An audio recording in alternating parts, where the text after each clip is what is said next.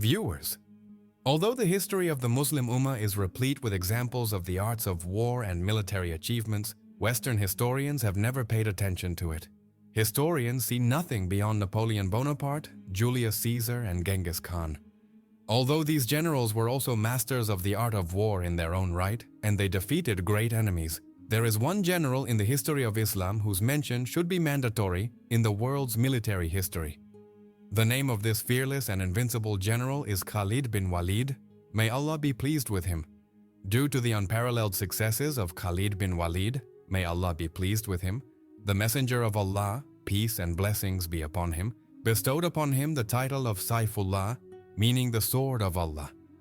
Today we bring to you this story comprising the unparalleled bravery and achievements of Hazrat Khalid bin Waleed, may Allah be pleased with him, who was undoubtedly an unsheathed sword. But viewers, before proceeding further in the video, we request you to subscribe to our channel and be sure to click the bell icon below the video so that our new upcoming videos reach you in a timely manner. That traveler was walking alone in the desert of Arabia. In those days, that region of Arabia where Mecca and Medina are located was a very frightening desert, a burning desert that scorched people. One was the hardship of the desert itself, and the other was the danger of robbers. Travelers used to travel in caravans, but this traveler was walking alone. He was riding a high-bred warhorse. His armor was tied to the horse's saddle. In those days, men were tall, broad-chested, and had strong bodies. This lone traveler was also one of those men, but the way he sat on the horse's back showed that he was a knight, and he was no ordinary man. There was not even a slight trace of fear on his face that robbers would loot him, snatch such a fine breed of horse from him, and force him to travel on foot. But the expression on his face was not natural. He was thinking about something, entertaining himself with memories, or trying to bury some memories in his mind. Ahead, a valley appeared. The horse kept walking. After going up quite a height, the ground leveled out. The rider stopped the horse, turned it around, and stood up on the stirrups to look back. He could no longer see Mecca. It had gone below the horizon. It was as if Abu Sulaiman heard a voice. "Don't look back now. Erase Mecca from your mind. You are a man of the field. Don't let yourself be cut in two. Stand firm on your decision. Your destination is Medina." He turned his gaze away from the direction of Mecca. He turned the horse towards Medina and gave a slight jerk to the reins. The horse understood its rider's signals. It set off at a brisk pace. The rider was 43 years old, but he looked younger than his age. Sulaiman was the name of his son. His father's name was al-Walid, but the rider preferred to be called Abu Sulaiman instead of Khalid bin Waleed. He did not know that history would remember him as Khalid bin Waleed, and that this name would become synonymous with the military traditions and spirit of Islam. But at the age of 43, when Khalid was going towards Medina, he was not a Muslim. Apart from minor skirmishes, he had fought two major battles against the Muslims, the Battle of Uhud and the Battle of the Trench. When the first revelation descended upon the Holy Prophet Muhammad, peace and blessings be upon him, in 610 AD on a Monday, Khalid was 24 years old. By that time, he had become the leader of the military strength of his tribe, Banu Makhzum. Banu Makhzum was counted among the few noble families of the Quraysh. The military affairs of the Quraysh were entrusted to this family. The Quraysh used to obey the orders and decisions of Khalid's father, al-Walid. At the age of 24, Khalid also attained this status, but rejecting this status, Khalid Abu Sulaiman was going to Medina. He felt as if some force was pulling him backward. Whenever he felt the effect of this force, his neck would turn back, but a voice would rise from within him. "Look ahead, Khalid. You are the son of Walid, but he is dead. Now you are the father of Sulaiman. He is alive." Two names stuck in his mind: Muhammad, the messenger of Allah, peace and blessings be upon him, who had brought a new religion, and al-Walid, who was Khalid's father and a great enemy of the prophets, peace and blessings be upon him, new religion. The father had passed on this enmity to Khalid as an inheritance before departing from the world. Khalid's horse had turned towards a waterskin on its own. Khalid looked around. He saw date palm trees in a circular formation and shrub-like desert trees. He stopped, took off his turban, and knelt down by the water's edge. He scooped up water in his hands and poured it over his head and splashed a few drops on his face. His horse was drinking water. Khalid drank water from this spring, which was only for human use. It was a small forest. Khalid took off the horse's saddle, untied a small rug attached to the saddle, spread it under a cluster of shrub-like trees, and lay down. He was tired and wanted to sleep for a while, but the caravan of memories that had started in his mind was not letting him sleep. He remembered a day 7 years ago when his relatives had plotted to kill Muhammad, the messenger of Allah, peace and blessings be upon him. Khalid's father, al-Walid, was at the forefront of this plan. It was a night in September 622 AD. The Quraysh had chosen men to kill the messenger of God, peace and blessings be upon him, in his sleep, men who were savages and beasts in human form. Khalid was a young man from a leading family of the Quraysh. At that time, he was 27 years old. He was involved in the conspiracy to kill the Prophet, peace and blessings be upon him, but he was not among those who were to carry out the assassination. He remembered that night 7 years ago, as if it were yesterday. He was both happy and unhappy about the assassination. Happy because a man from his own tribe had declared his religion, which was idolatry, as false and had proclaimed himself a prophet of God. It was natural to be happy about the killing of such an enemy, and he was unhappy because he believed in challenging his enemy and fighting face to face. He had never even thought of killing a sleeping enemy. However, he did not oppose the conspiracy, but on the night of the assassination, when the assassins went to kill the messenger of God at the appointed time, his house was empty. There was no household Saman there, neither the Prophet's, peace and blessings be upon him, horse, nor his camel. The Quraysh had gone to sleep hoping that in the morning they would receive the good news that the one who had denied their religion and was calling them to his new religion had been killed. But in the morning they began to ask each other in whispers, in a state of disappointment, "Where is Muhammad? Where is the messenger of God? Peace and blessings be upon him." The messenger of God, peace and blessings be upon him, having been informed of the plot to kill him long before the appointed time, had migrated to Yathrib, that is, Medina. By morning he had gone very far.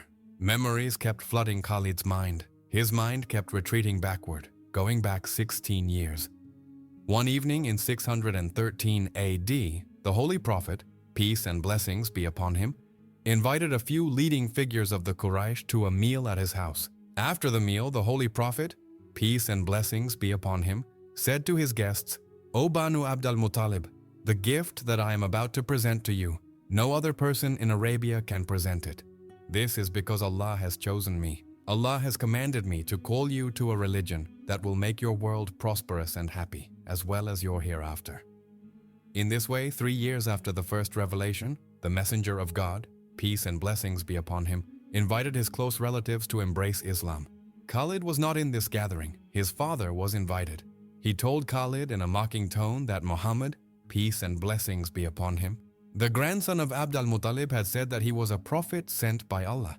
"We know that Abd al-Muttalib was a leader of the Quraysh," al-Walid said to his son Khalid. "Indeed, Muhammad's family holds a high status, but why would any member of this family claim prophethood? By God, and by Hubal and Uzza, the status of my family is no less than anyone else's. Can anyone become higher than us by claiming prophethood?" "What did you say to him?" Khalid asked. "First we remained silent, then we all burst into laughter," al-Walid said. "But Muhammad's cousin, Ali, has accepted Muhammad's prophethood." Khalid had not forgotten his father's sarcastic laughter.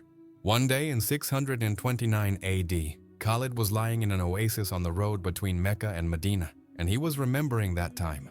The messenger of Allah, peace and blessings be upon him, whose prophethood the leaders of the Quraysh were not accepting, was being accepted by people one after another. The majority of them were young men. Some poor people had also embraced Islam. This gave strength to the Prophet, peace and blessings be upon him, and he intensified the preaching of Islam. He, peace and blessings be upon him, was against idolatry. The Muslims used to mock the 360 idols that were placed inside and outside the Kaaba. Before the advent of Islam, the Arabs believed in one God and worshipped these idols. They used to call them goddesses and gods and considered them sons and daughters of Allah. They used to swear by Allah in everything.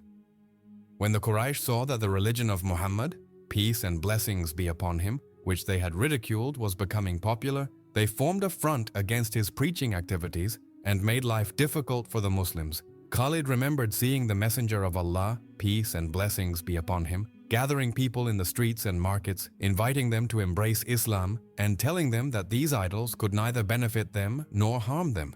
The only one worthy of worship is Allah, who is unique and has no partners.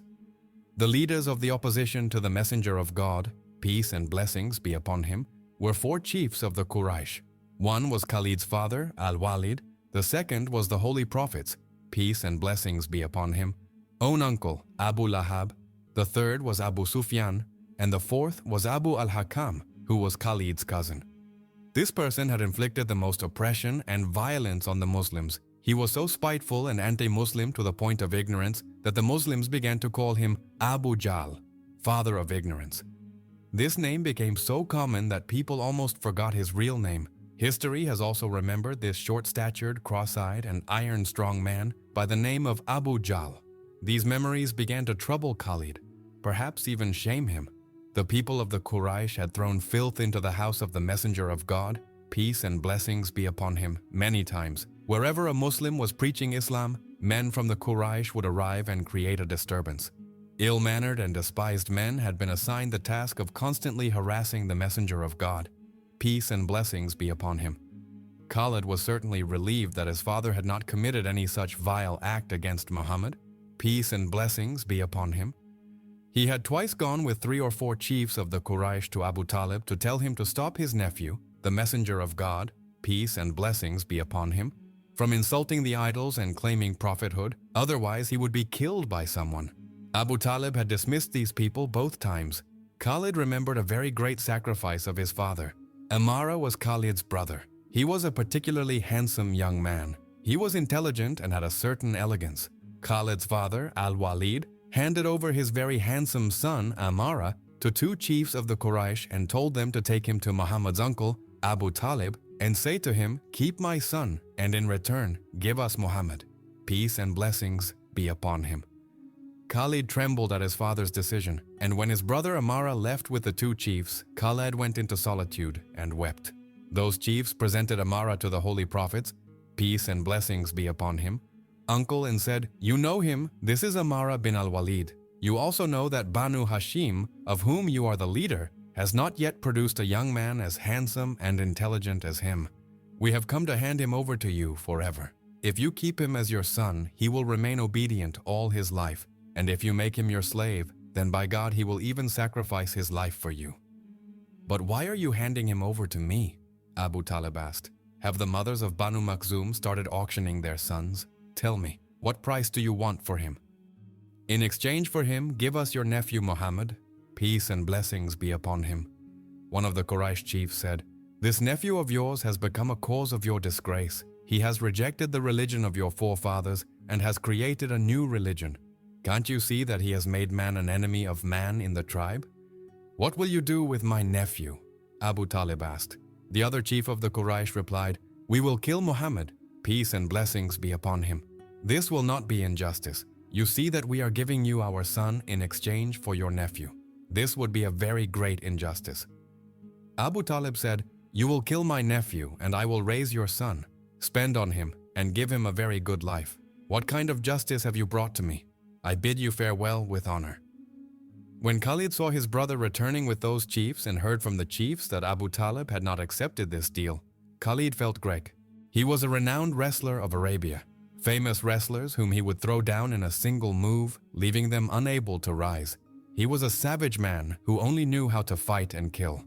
Khalid began to remember the time when 3 or 4 men who used to trouble the Muslims had one day fed and watered Rukana the wrestler well and said to him, "Your nephew Muhammad, peace and blessings be upon him, is beyond anyone's reach. He neither stops his preaching nor fears anyone, and people are falling under the spell of his words. Can't you straighten him out? Do you want me to break his bones at my hands?"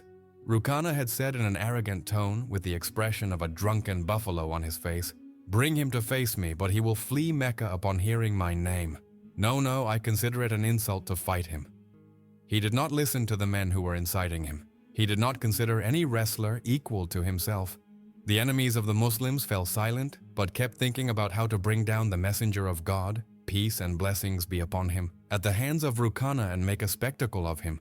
The Jews of Mecca were especially enemies of the Holy Prophet, peace and blessings be upon him. But they did not come out openly into the field. They were happy that the people of Quraysh had become divided and enemies of each other. They had come to know that some men of Quraysh had incited the wrestler Rukana to challenge the messenger of God, peace and blessings be upon him, to a wrestling match, but he was not agreeing. One day Rukana was passing through an alley at night when a very beautiful and young girl passed near him. In the moonlit night, the girl recognized Rukana. Rukana was a savage. He stopped and blocked the girl's path. "Do you know what it means when a woman looks at a man and smiles?" The wrestler Rukana asked. "Who are you?" "It means that the woman desires that man," the young girl replied. "I am Subayt bint Arman." "Oh, the daughter of Arman the Jew," Rukana said, and putting his hand on the girl's shoulders, he pulled her close and said, "Does my body please you so much, and my strength?"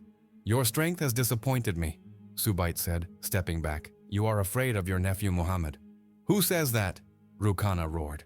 "Everyone says so," Subayt said.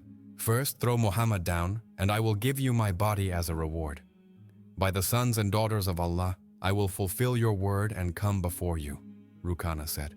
"But you have heard wrong, that I am afraid of Muhammad.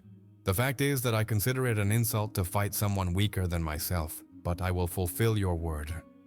The famous historian Ibn Hisham has written that the Holy Prophet, peace and blessings be upon him, himself challenged the wrestler Rukana to a wrestling match. But the evidence presented by the other historian Ibn al-Athir, it is correct that Rukana challenged Muhammad, peace and blessings be upon him, to a wrestling match. And he said, "O son of my brother, you are a man of great heart and great courage. I also know that you hate lying, but a man's courage and truthfulness are revealed in the arena. Come, step into the arena to face me. If you defeat me, I will believe that you are a prophet sent by Allah. By God, I will accept your religion. But this will not be a wrestling match between a nephew and an uncle." The messenger of God, peace and blessings be upon him, said in response to Rukana's challenge, "It will be a fight between an idolater and a prophet of the true religion. If you lose, do not forget your promise." The news spread like a desert storm in Mecca that there would be a wrestling match between the